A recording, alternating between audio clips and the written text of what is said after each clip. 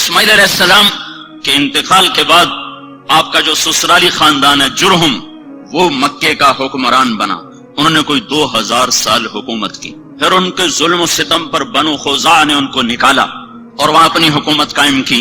تو دوسری صدی عیسوی تو عمرو بن حریث جرہمی نے زمزم کا کنواں بند کر دیا اور پتھر اکھاڑا حجر اسود اور زمزم کے کنویں میں ڈال دیا. اور ابراہیم علیہ السلام نے جو شطرہ ذبح کیا تھا اس کے سینگ بیت اللہ میں لٹکے ہوئے تھے، وہ بھی اتار کے زمزم کے کنویں میں، اور پتھر اور باقی سامان اور اس کو بند کر کے برابر کر اس کا نشان مٹا دیا.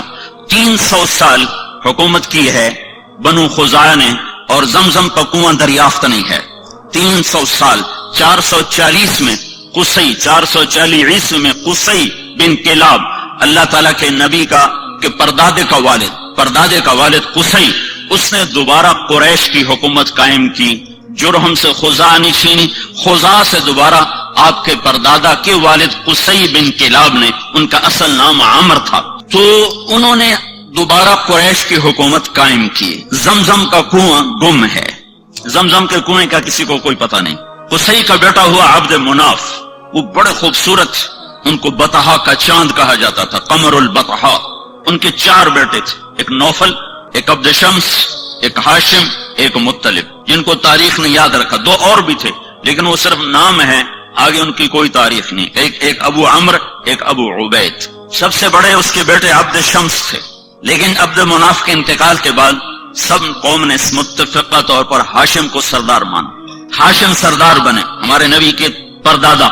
ہاشم کی سرداری میں وہ ملک شام کے سفر پر ہیں، انہوں نے مدینہ میں شادی کی، بنو نجار میں، اور خود وہ چلے گئے آگے تجارت کے لیے شام.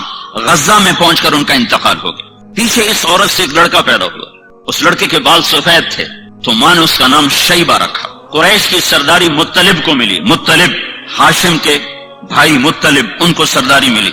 کسی کو نہیں پتا کہ ہاشم کا ایک بیٹا مدینہ میں ہے جو میرے نبی کا دادا بننے والا ہے. گزرا چند بچے تیر اندازی کر رہے تھے تو ایک بچے کا نشانہ سیدھا جا کے لگتا تھا، وہ گول جو آخری گول نشان ہوتا تھا اس کے اندر جا کے لگتا. وہ کہتا خذھا وانا بن ہاشم، دیکھ میرا نشانہ، میں ہوں ہاشم کا بیٹا. تو اس آدمی نے جا کر مطلب کو بتایا کہ ایک بچہ میں نے دیکھا ہے جس کا نشانہ بے خطا تھا اور ہر تیر پہ کہتا تھا دیکھو میرا نشانہ، میں ہوں ہاشم کا بیٹا. تو مطلب کو اتنا پتا تھا کہ میرے بھائی نے ایک شادی مدینہ میں کی تھی، یہ نہیں پتا تھا کہ اس سے کوئی اولاد بھی ہوئی. تو انہوں نے اپنی اونٹنی کو تیار کیا اور مارا ماری کرتے ہوئے مدینہ پہنچے اور ان کی ماں سے ملے. بچے کو دیکھا تو ہاشم کے سارے آثار تھے، پتا کیا ہاں ہاشم کا بیٹا ہے، تو کہا ہمیں دے دو. ماں نے کہا میری آنکھوں کا نور، میرا آخری سہارا، تمہیں دے کے میں زندگی کیسے گزاروں؟ کہا اسے دے دو، اس سے میں قریش کا سردار بناؤں، یہ بڑی شان والا ہوگا، تیرا ہی نام زندہ ہوگا. تو سرداری پر ماں نے بچے کے حوالے کر دی. اب یہ بچے کو لے کر مکہ میں داخل ہو رہے ہیں، بچے کے کپڑے میلے ہو چکے ہیں. تو لوگ کہتے ہیں عبد المطلب، مطلب تیرا غلام ہے، نام اس بچے کا شیبہ ہے اور آگے چل کے اسی نام سے یہ مشہور ہونے والا ہے. لوگوں کی زبان سے نکلا عبد المطلب، مطلب تیرا غلام ہے. تو آگے انہوں نے کہا ہاں ہاں ہاں ہاں، بس اتنا کہتے گیا ہاں ہاں، یہ نہیں بتایا کہ میرا بھتیجا ہے، اور ان کی بات کا انکار بھی نہیں کیا. پھر ان کو گھر لے گئے، ان کو نہلا کر دھلا کر اچھے کپڑے پہنا کر پھر دارالندوہ میں لائے، جہاں یہ شرط تھی کہ اس میٹنگ میں صرف 40 سال کی عمر کو ٹچ کرنے والا اس میں داخل ہو سکتا تھا، اس سے نیچے والا اس مجلس میں بیٹھ نہیں سکتا تھا. تو اپنے بھتیجے کو لائے، کہا ابن ہاشم، یہ ہے ہاشم کا بیٹا. لیکن تاریخ نے ان کو عبد المطلب سے محفوظ کر لیا اور ان کا اپنا نام مٹ گیا اور وہ عبد المطلب کے نام سے مشہور ہو گئے. مطلب کی وفات کے بعد سرداری عبد المطلب کو ملتی ہے تو یہ خواب دیکھتے ہیں کہ برکت والا پانی تلاش کرو، برکت والا پانی نکالو. پھر دوسرے دن خواب دیکھتے ہیں برکت والا پانی نکالو. پھر تیسرے دن خواب دیکھتے ہیں برکت والا پانی نکالو. تو تیسرے دن یہ کہتے ہیں وہ پانی کدھر ہے، پانی کہاں ہے؟ تو آواز آتی ہے کل تم حرم میں بیٹھنا، ایک کوا آئے گا، جہاں وہ 3 دفعہ ٹھونگ مارے وہاں وہ پانی ہوگا. تو عبد المطلب صبح جا کے حرم میں بیٹھ گئے دارالندوہ ملتزم کے ساتھ. ایک کوا آیا جہاں زمزم کنواں، وہاں کے بیٹھا، ایک ٹھونگ ماری، پھر دوسری ماری، پھر تیسری ماری، پھر وہ اڑ گیا۔ تو عبد المطلب کا ایک بیٹا ہے اس وقت حارث، انہوں نے قریش کو جمع کیا، کہا یہاں وہ مبارک پانی ہے، میری مدد کرو ہم نکالیں۔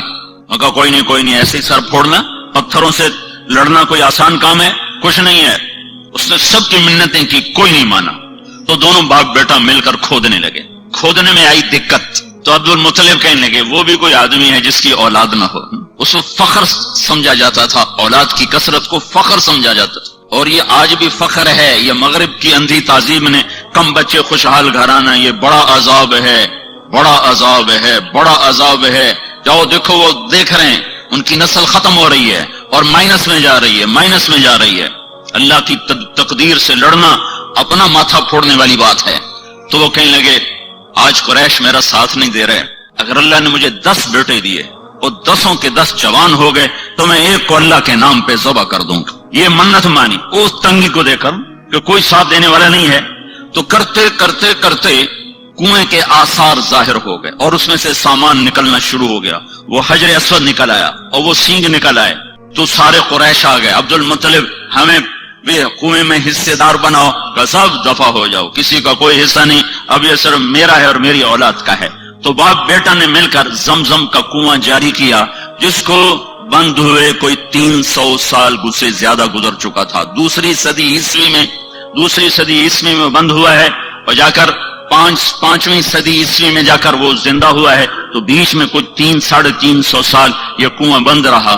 تو عبد المطلب کو اپنی منت یاد تھی، اللہ نے اسے حارث دیا، زرار دیا، عباس دیا، قسم دیا، زبیر دیا، مقوم دیا، عبد العزہ دیا، عبد الدار دیا اور عبداللہ دیا، اور 10 پورے ہو گئے، 10 پورے ہو گئے تو سارے جوان ہو گئے۔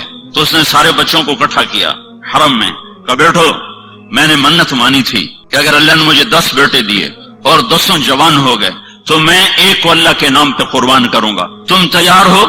تو 10 نے کہا ہم تیار ہیں۔ پھیر دے چھری، پھیر دے، ہماری اولاد ہماری جائز بات ماننے کو تیار نہیں ہے، اور اس کی اتنی بڑی بات، ہاں تیار ہیں کرو۔ تو قرآن اندازی کے لیے حبل کا بت تھا، اس پہ تیر لٹکے ہوتے تھے ترکش میں، تو اس پر وہ فال نکالتے تھے۔ تو اس نے 10 بیٹوں کے نام لکھوائے تیروں پر، اور پھر اس کو گھمایا، پھر وہ یوں حرکت دیتے تھے تو اس میں سے ایک تیر باہر نکلتا تھا۔ تو جو تیر جو نکلا تو اس پہ عبداللہ کا نام تھا، عبداللہ، محمد بن عبداللہ، عبداللہ۔ اور عبداللہ عبد المطلب کے سب سے محبوب بیٹے تھے، سب سے چہیتے بیٹے تھے، اور سارے مکہ کی وادی میں سب سے حسین نوجوان تھے۔ ہر عورت تمنا کرتی تھی کہ میرا اس سے نکاح ہو جائے۔ تو عبداللہ کا نام نکلا، انہوں نے کہا یا ابت فعل، ابا کر، میں تیار ہوں، میری طرف سے کوئی اعتراض نہیں۔ تو جب اس کا ہاتھ پکڑا اور چھرا ہاتھ میں، تو سارے مکے میں کوہرام مچ گیا۔ بہنوں نے آ کر 5 بیٹیاں تھیں، عروہ اور عاتقہ اور صفیہ اور عمیمہ، انہوں نے آ کے شور مچا دی کہ ہمارے سامنے ہمارا بھائی ذبح ہو، ہم یہ برداشت نہیں کر سکتے۔ قریش کٹھے ہو گئے، یہ تم نے سنت جاری کر دی تو پیچھے کون اس کو زندہ رکھے گا، اور کیا یہ ظلم کی سنت ہے تم جاری کرنا چاہتے ہو؟ کہا یہ عرب سردار کا بول ہے، یہ پورا ہوگا۔ جب سارے پیچھے پڑ گئے تو پھر یہ فیصلہ ہوا، جیسے آج کل کے عدالتیں ہیں، تو اس وقت کی عدالتیں تھی کاہن، نجومی۔ تو حجر میں ایک کاہنہ تھی قطبہ، کہ اس کے پاس مجھے لے چلو، وہ جو کہے گی میں وہ کروں گا۔ تو یہ سارا قبیلہ قریش حجر پہنچا، وہاں کاہنہ کے پاس پہنچا۔ تو اس نے پوچھا کہ تمہارے ہاں قتل کی قیمت کیا ہے، اگر کوئی بدلہ نہ لینا چاہے اور قیمت لے تو کتنی؟ کہا جی 10 اونٹ۔ کہا ایک تیر پہ لکھو 10 اونٹ، اور دوسرے تیر پہ لکھو عبداللہ، اور جا کر وہاں اسے گھماؤ، جب تک عبداللہ کا نام نکلتا رہے اونٹ بڑھاتے جاؤ، 10 کے 20 کرو، 20 کے 30 کرو، 30 کے 40 کرو۔ جب اونٹوں کا نام نکلے تو عبداللہ کو چھوڑ دو، اور جتنے اونٹ نکلے اتنے ذبح کر دو۔ یہ فیصلہ سن کر یہ سارا قافلہ واپس لوٹا ہے، اور وہ حبل کے سامنے وہ تیروں کے اوپر ایک پہ لکھا گیا عبداللہ، ایک پہ لکھا گیا 10 اونٹ۔ جب گھمایا تیر باہر نکلا عبداللہ تو 20 ہو گئے، پھر گھمایا پھر نکلا عبداللہ تو 30 ہو گئے، پھر گھمایا پھر نکلا عبداللہ تو 40 ہو گئے، پھر گھمایا عبداللہ 50 ہو گئے، پھر نکالا عبداللہ تو 60 ہو گئے، پھر نکالا عبداللہ 70 ہو گئے، پھر نکالا عبداللہ 80 ہو گئے، پھر نکالا عبداللہ 90 ہو گئے، پھر نکالا عبداللہ 100 ہو گئے. پھر نکالا تو اونٹ نکلے 100 اونٹ. تو سارے قریش نے کہا الحمدللہ بس ٹھیک ہے 100 اونٹ. عبد المطلب نے کہا نہیں نہیں نہیں نہیں ایک دفعہ اور کرو. دوبارہ کیا تو پھر 100 اونٹ. پھر انہوں نے کہا نہیں نہیں ایک دفعہ اور کرو. پھر 17 کیا تو 100 اونٹ. تو اس پر عبد المطلب نے 100 اونٹ ذبح کیے اور یہ عبداللہ سارے عرب کی مشہور شخصیت بن گئی اور ان سے شادی کی تمنا ہر خاندان میں پیدا ہو گئی. یہ جنگل میں تھے کام کو گئے ہوئے. ان کو یہود نے پہچانا کہ یہ وہ آخری نبی کا باپ ہے تو اس کو قتل کرنے کے لیے تلواریں نکالی. تو اچانک کچھ نورانی مخلوق ظاہر ہوئی اور انہوں نے یہود کو دھکے مار ان کی آنکھیں نکل گئیں اور وہ اندھے ہو کے ادھر گرے ادھر گرے. یہ منظر حضرت آمنہ کے والد وہب دیکھ رہے تھے. جنگل میں وہ لکڑیاں کاٹ رہے تھے. انہوں نے یہ منظر اپنی آنکھوں سے دیکھا. جب وہ واپس پہنچے تو انہوں نے اپنی بیوی سے ذکر کیا. انہوں نے فوراً عبد المطلب کو اپنی بیٹی کا پیغام بھیج دیا کہ اگر آپ چاہیں تو ہم اپنی بیٹی آمنہ آپ کے بیٹے کے نکاح میں دے سکتے ہیں. تو یہ بہت بڑی شادی ہوئی اور مکے کی یادگار شادی تھی کہ ذبیح اللہ کے نبی کہا کرتے تھے انا ابن الذبیحین، میں 2 ذبیح کا بیٹا ہوں. ایک میرا دادا اسماعیل وہ بھی ذبح ہوتے ہوتے بچا، ایک میرا باپ عبداللہ وہ بھی ذبح ہوتے ہوتے بچا. دونوں کو اللہ نے بچایا. تو یہ شادی ایک عظیم اور فقید المثال قسم کی شادی ہوئی کہ ایک عبداللہ کا چرچا، ایک عبد المطلب کی سرداری اور شہرت اور ایک سارے خاندانوں کی تمنا اس سے شادی کرنے کی، اپنی بیٹیاں دینے کی. تو یہ ایک یادگار شادی تھی. اور عرب کا دستور تھا کہ شادی کے بعد لڑکا 3 دن سسرال میں رہتا تھا پھر اپنی بیوی کو لے کر گھر آتا. ان 3 دن میں اللہ کے نبی کا حمل ٹھہر گیا اور آ کر اپنی بیوی کے ساتھ کتنے دن رہے؟ 2 مہینے، صرف 2 مہینے. اور تجارتی قافلے کے ساتھ ملک شام کا سفر کیا ہے. واپس مدینہ پہنچے ہیں تو ان کے پردادا ہاشم کی بیوی وہیں کی ہیں، وہاں خاندان ہے. تو وہاں یہ بیمار ہوئے تو سارا قافلہ کچھ دن منتظر رہا. پھر انہوں نے کہا جب تو ٹھیک ہو جائے تو آ جانا، ہم چلتے ہیں. قافلہ چلا. عبداللہ کا انتقال ہوا 25 سال کی عمر. حضرت عبداللہ دنیا سے گئے ہیں 25 سال کی عمر. اور نابغۃ الجعدی کے مکان میں ان کی تدفین ہوئی.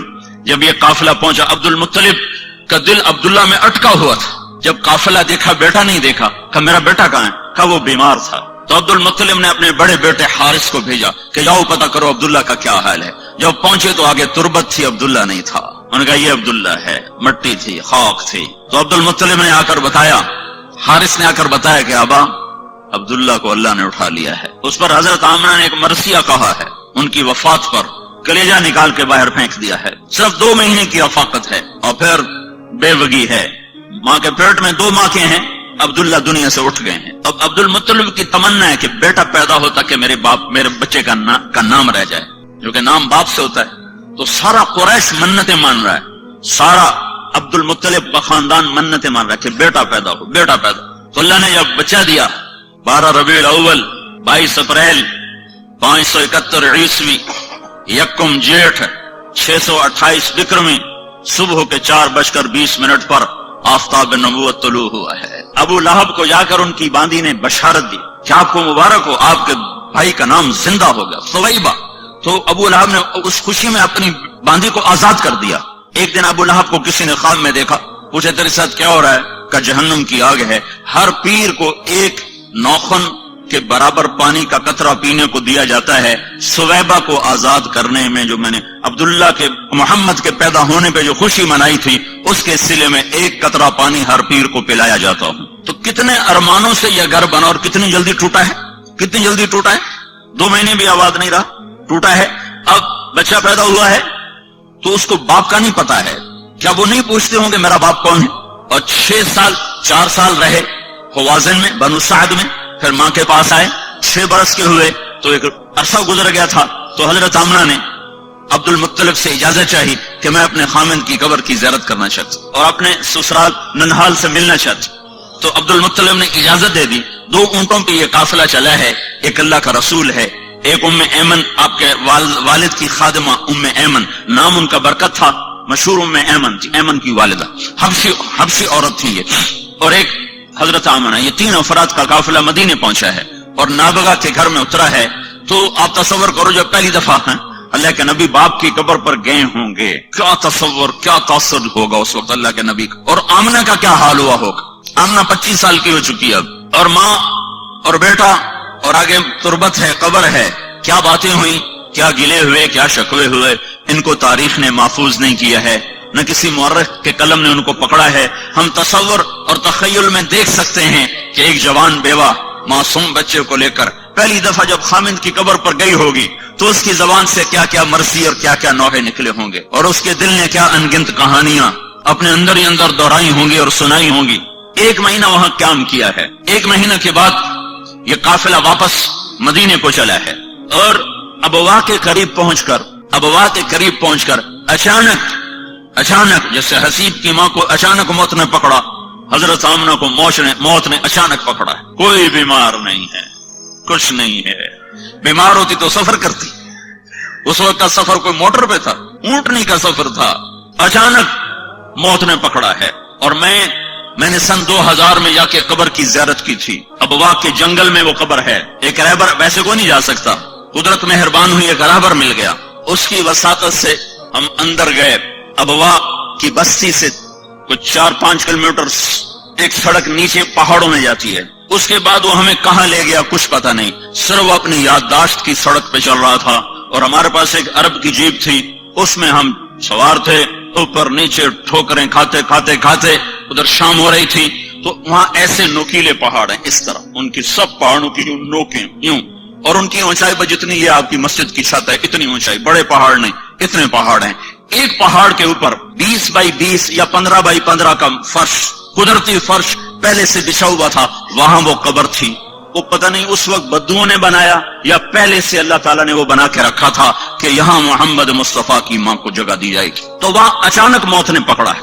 اور آپ اپنی ماں کے سرانے بیٹھے تھے اور خوف زدہ تھے، اور اپنی ماں کو بلاتے آگے جواب نہیں آتا تھا. پتہ نہیں کیا تکلیف ہوئی، اللہ ہی جانے. مجھے ایسے خیال آتا ہے کہ دل کی تکلیف ہوئی ہوگی. جو اچانک جو موت آئی تو یہ خیال آتا ہے کہ غالباً وہ بولا بھی نہیں جا رہا تھا. تو وہ یہ ساری نشانیاں کٹھی کر کے مجھے ایسے تصور قائم ہوتا ہے. کوئی پکی بات کوئی نہیں ہے. بہرحال موت تھی، بیماری جو بھی تھی. تو آپ اپنی ماں کو بلاتے، ماں، تو ایسے دیکھتی اور آنکھیں جھکا لیتی. پھر جیسے بجھتی شمع بھڑکتی ہے تو انہوں نے اپنی ساری طاقت کو جمع کر کے کہا، کل حی میت وکل جدید بال. ہر زندہ نے مرنا ہے اور ہر نئی چیز نے پرانا ہونا ہے. مجھے لگتا ہے میری موت آ چکی ہے، لیکن مجھے یقین ہے میرا نام باقی رہے گا کہ میں نے ایک ایسا بچہ چھوڑا ہے جو کائنات کو روشن کرے گا. اور یہ آخری کلمات تھے. اللہ کے نبی نے ماں کے سینے پہ سر رکھا ہے. اب تصور 6 سال کا بچہ ہے. کاش تم وہ جگہ دیکھتے. میں نے ہزاروں دفعہ یہ قصہ سنا ہے، ہر دفعہ میں روتا ہوں. اب تو ویسے ہی موقع ہی ایسا ہے کہ رونا آ رہا ہے. چاروں طرف وحشت ناک ویرانہ ہے. سن 2000 میں اتنی وحشت تھی تو 14 صدی پہلے وہاں کیا وحشت ہوگی. اور 6 سال کا بچہ ماں کے سینے پہ سر رکھا ہوا ہے. اسے نہیں پتا موت کیا چیز ہے، پہلی موت دیکھی ہے. لہٰذا وہ حیران ہے کہ میری ماں بولتی کیوں نہیں. تو کہتا ماں تو بولتی کیوں نہیں. کس نے قبر کھودی یہ اللہ جانتا ہے. حضرت ام ایمن گئی ابوا یا کوئی وہاں سے گزرا، ان دونوں میں سے کوئی ایک بات ضرور ہوئی ہے. قبر کھودنے کے بعد جب نیچے اترے ہیں تو اللہ کے نبی نے دوڑ لگائی اور جا کے ماں کی قبر پر لیٹ گئے. ام ایمن پہنچ گئے تو اللہ کا نبی کیا کہہ رہا تھا، ماں تم میرے ساتھ چلتی کیوں نہیں. تمہیں نہیں پتا تیرے سوا میرا دنیا میں کوئی نہیں ہے، تو میرے ساتھ کیوں نہیں چلتی. اما تدرین لیس لی احد سواک، تیرے سوا میرا کوئی نہیں ہے. تو ام ایمن نے اس حال میں اٹھایا ہے کو کہتے تھے میں نہیں جاؤں گا. اپنی ماں کی قبر کو پکڑ لیا کہ میری ماں چلی گئی تو میں جاؤں گا. 6 برس، حسیب تو 22 برس کا نوجوان ہے، میرا نبی تو صرف 6 سال کا تھا. اس کے تو کوئی کاروبار نہیں تھے، اس کی تو کوئی جائیداد نہیں تھی. آگے یتیمی کا کالا اندھیرا چھایا ہوا ہے. مکے تک کچھ نہیں کھایا پیا.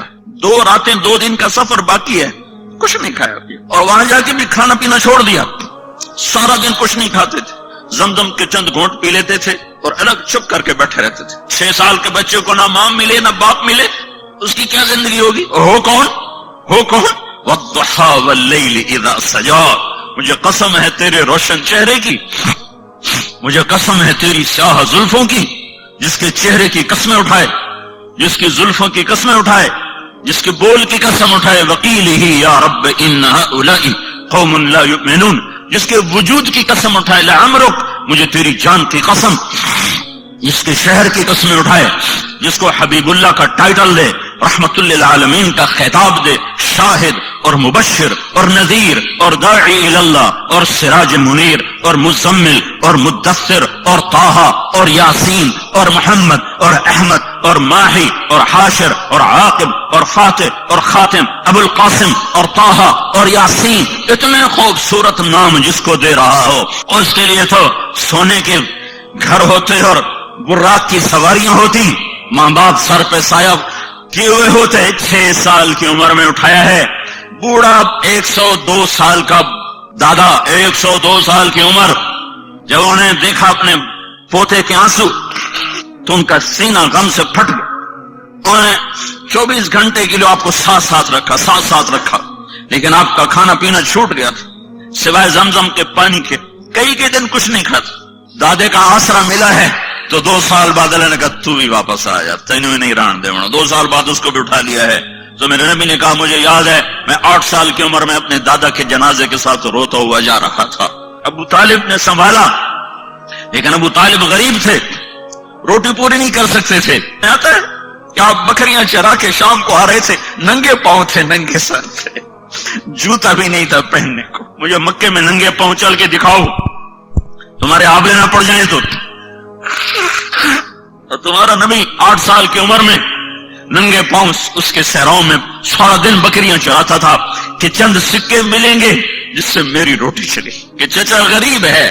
ویسے وہ سب کچھ قربان کر دیا ابو طالب نے، پر تھا ہی کچھ نہیں، شرافت تھی، رزق نہیں تھا، تو سارا دن آپ بکریاں چراتے تھے اور شام کو 8 سال کے بچے کھیلتے تھے اور تمہارا نبی بکریوں کے پیچھے ہوتا تھا کہ کچھ سکے ملیں گے جس سے میرے چچا کا بھی اور میرا بھی گزارا ہوگا۔ آخری حج کا سفر شروع ہوا ہے، آپ زندگی کے آخری ایام میں ہیں، 63 سال عمر ہو چکی ہے۔ 6 سال کی عمر میں ماں کو اللہ تعالیٰ نے اٹھایا تھا۔ اس واقعے کو 57 سال گزر چکے ہیں، 57 سال۔ اور جب آپ کا قافلہ حج کا نکلا ہے مدینہ سے تو آپ نے رخ وہ لیا جس میں ابوا راستے میں پڑتا ہے، اور پھر آپ نے کوئی 70-80 ہزار کا یہ قافلہ بن چکا تھا، مکہ جاتے جاتے 1 لاکھ ہو گیا، عرفات جاتے جاتے 1.25 لاکھ ہو گیا، 70-80 ہزار کا قافلہ ہے۔ اس کو ابوا ایک وادی ہے جہاں ایک بستی ہے، جب سب سے پہلے ہم وہاں اس وادی میں گئے، وہاں کوئی رہبر نہ ملا، ایک پیٹرول پمپ پہ اللہ نے ایک رہبر ملا دیا، تو قافلے اس وادی میں ٹھہرتے تھے۔ اللہ کے نبی نے وہ قافلہ وادی میں نہیں ٹھہرایا، اپنی ماں کی قبر کے گرد وہ قافلہ ٹھہرایا ہے، حج کا قافلہ۔ اور وہاں ٹھہرنے کی کوئی جگہ نہیں، میں آنکھوں سے دیکھ کے بتا رہا ہوں، وہاں 7 آدمی نہیں سوکھے رہ سکتے، 70 ہزار کو وہاں اتارا، کہ ایتھے خیمے لا چھڑو کھبے سے جدے راہ ملدے نے لے جاؤ، جتو راہ لبدنے رہ لو۔ وہاں سارے الٹے سیدھے ٹیڑے میڑے خیمے لگے، اور تمہارے نبی نے اپنا خیمہ ماں کی قبر کے قریب لگایا، پھر وہاں سے نکلے اور ماں کی قبر پر یوں گھٹنے اٹھائے اور دونوں ہاتھ رکھے اور یوں سر اپنے گھٹنوں پہ رکھا اور کئی گھنٹے سرہانے بیٹھ کے ایسے روئے جیسے اس وقت روئے تھے۔ اس لیے میرے نبی نے فرمایا جب تم پر صدمے آئیں تو میرے غم یاد کرنا، تمہارے اپنے غم ہلکے ہو جائیں گے، تمہارے غم چھوٹے تمہیں نظر آئیں گے، میرے غم سنو گے تو تمہیں اپنے غم چھوٹے نظر آئیں گے، میری تکلیفیں سنو گے تو تمہیں اپنی تکلیفیں چھوٹی نظر آئیں گی۔